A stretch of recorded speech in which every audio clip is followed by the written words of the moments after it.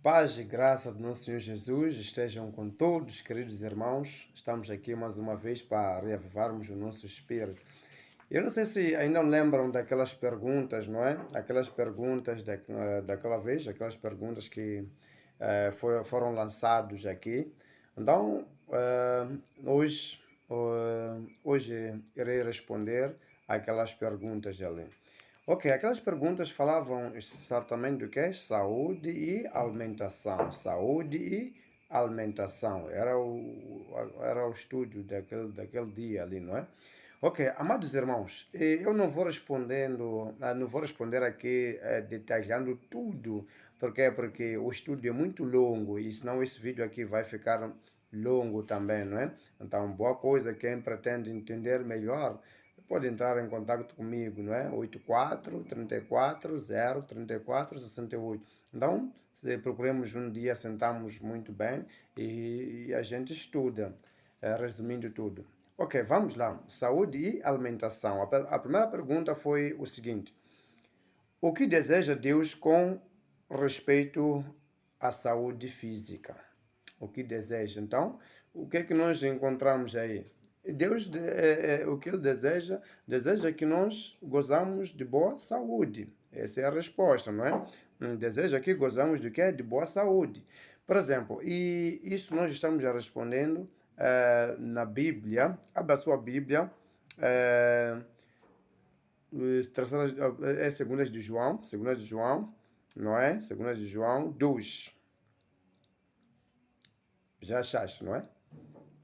Uhum. Não, João, mais para lá. Sim, sim. Ok? Então, se tu já achaste, vais encontrar que Deus deseja o quê? Que nós possamos gozar do quê? De boa saúde. Deus não se alegra com o sofrimento do ser humano. Não. Mas que Ele quer nos ver enquanto nós estamos saudável. Ok, continuando. Abra a sua Bíblia, irmão. Não deixa de abrir a sua Bíblia. O que devemos buscar? O que devemos buscar no comer e no beber? Hum? O que nós devemos buscar no comer e no beber? Nós devemos buscar o quê? A glória de Deus. Abra a sua Bíblia também. Abra a sua Bíblia pela contemplação que somos transformados. 1 de Coríntios 10, nos seus versículos 31. Onde esse versículo aqui é muito finhado com pessoas, não é? Quando a Bíblia diz que ora comais, ora bebais, comais para a hora e glória de quê? De Deus. Então as pessoas, é com este versículo, tá vendo? Está escrito aqui, mas será que a Bíblia está dizendo isso mesmo que o irmão está a dizer? Não é isso que o irmão está a pensar. Quando fala-se da glória de Deus aqui, está-se a falar do que? Por exemplo, vamos supor, estamos numa festa. Na festa nós sabemos que a festa em si é acompanhado com o quê? Com bebidas alcoólicas, mas também tem sumo lá, tem água lá, tem carne lá, tem nhangana, que são verduras, não é? Tudo lá, tem lá. Então Deus nos deu a mente para raciocinar, não é isso, não é? Então, o que que acontece? Nós chegamos lá, nós sabemos que se eu quero comer, tenho que comer para a honra e glória de quê? Do meu Deus, do meu Pai. Se eu quero beber, tenho que beber para a honra e glória do quê? Do meu Pai. Por isso, quando eu chego lá, eu não vou me atrapalhar. Chego lá exatamente, posso servir chiguinha, posso servir tirróvica, cana. E também, se eu quero carne, vou comer segundo a orientação de Deus. Então, vou fazer o quê? Eu vou chegar ali, vou servir uma dose. E as carnes que eu não conheço, não vale a pena, eu não vou tocar, não é? Não vou tocar porque eu consigo ver que isso aqui é carne do que, isso aqui é carne do que. Então vou servir segundo a orientação de quê? De Deus. Então, por quê? Porque nós temos que comer e beber para a honra e glória de quê? Do nosso Pai, não é? Por quê? Porque nós devemos marcarmos uma diferença, é como a luz na escuridão. Quando nós acendemos uma lâmpada, fica o quê? Claro. Então, logo a diferença ou não? A diferença, por isso nós também somos cristãos, não vamos nos alimentar consoante como pessoas do mundo. Por isso nós comemos, bebamos para a honra e glória de quê? Do nosso Deus. Continuando, não é? Acho que ficou claro aí, não é? Se não ficou claro, vais mandar uma mensagem para mim. Ok, temos a terceira pergunta que nós tivemos, não é?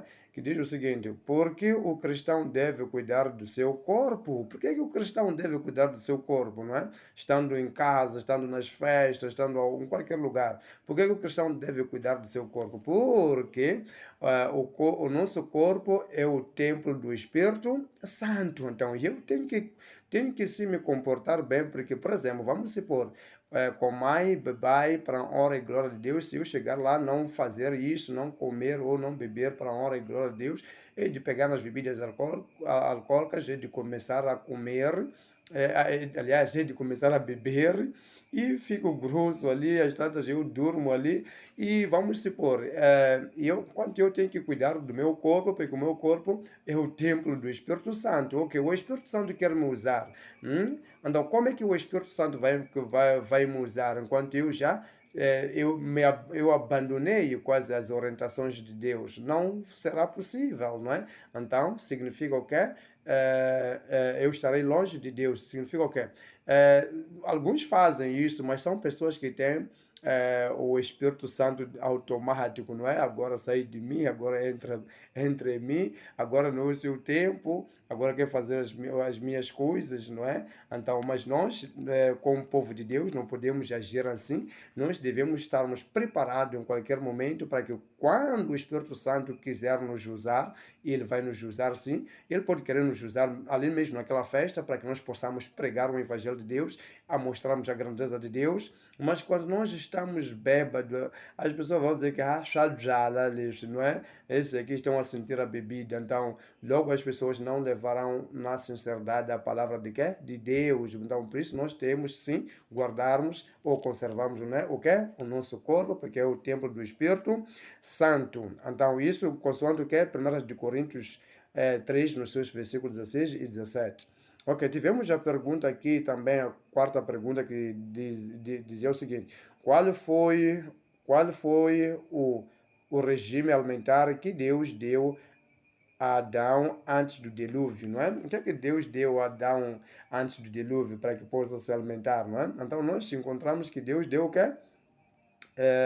Deu o quê? As frutas, neste caso, também deu nhangana, deu muita coisa lá. Mas mesmo naquelas nhanganas também, aqueles matzau que saem ali, Deus também havia dado o que é uma orientação que nós devemos comer.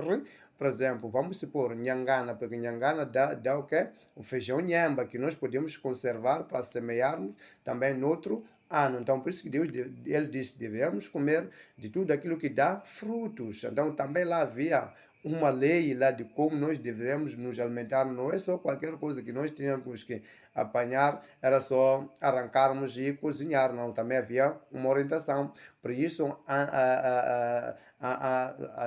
naquele tempo lá, a carne não fazia parte mesmo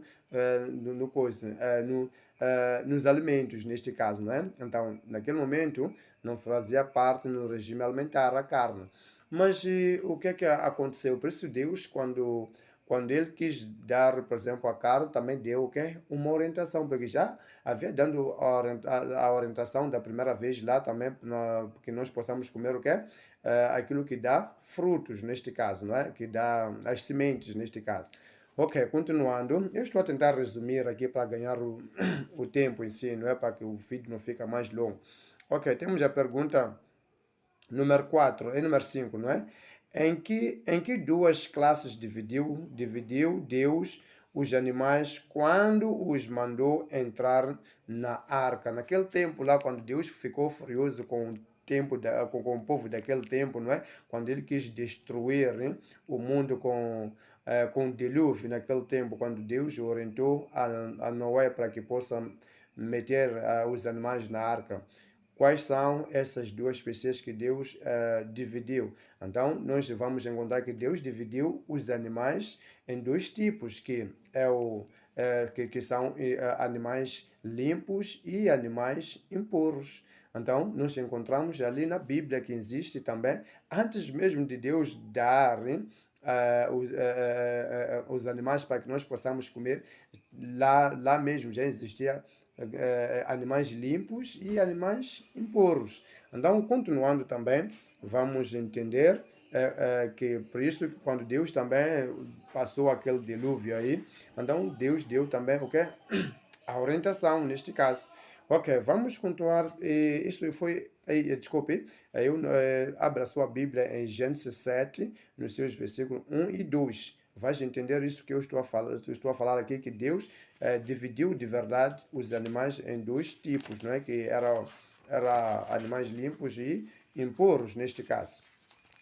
Ok, vamos ver também, temos a pergunta número 6, que dizia o seguinte: que animais diz Deus serem limpos e apropriados para comida? Ok, vamos ver junto também quais são esses animais que Deus, depois do dilúvio, ele deu uma orientação para que nós podemos sim se alimentar ou podemos comer. Então, nós temos que corrermos para Deuteronômios 14, nos seus versículos 2 e 6. Nós vamos encontrar lá. Abra a sua Bíblia aí. Leia, eu estou a tentar fazer o resumo aqui. Então, vais entender quais são os animais que Deus nos dá para nós possamos comer, mas são animais que ruminam e que têm cascos divididos. Podemos passar, não é? Podemos passar ali na pergunta número 6. Ok, pergunta número 7. Quais os peixes que são por Deus considerados limpos? Quais são os peixes? Porque Deus também dá a orientação das coisas que se encontram no mar, não é? Então, quais são? Nós encontramos que os peixes que Deus considera como limpos, que nós podemos comer, são peixes que têm barbatanas, não é? Que têm barbatanas.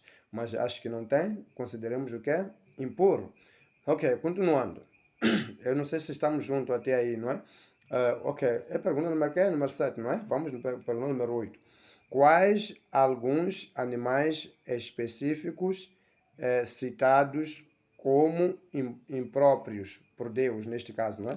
Então, vai também Deuteronômio 14, nos seus versículos 7 e 8. Vais encontrar lá quais são esses animais que Deus considera como impróprios para que nós possamos comer, que nós não podemos comer, não é?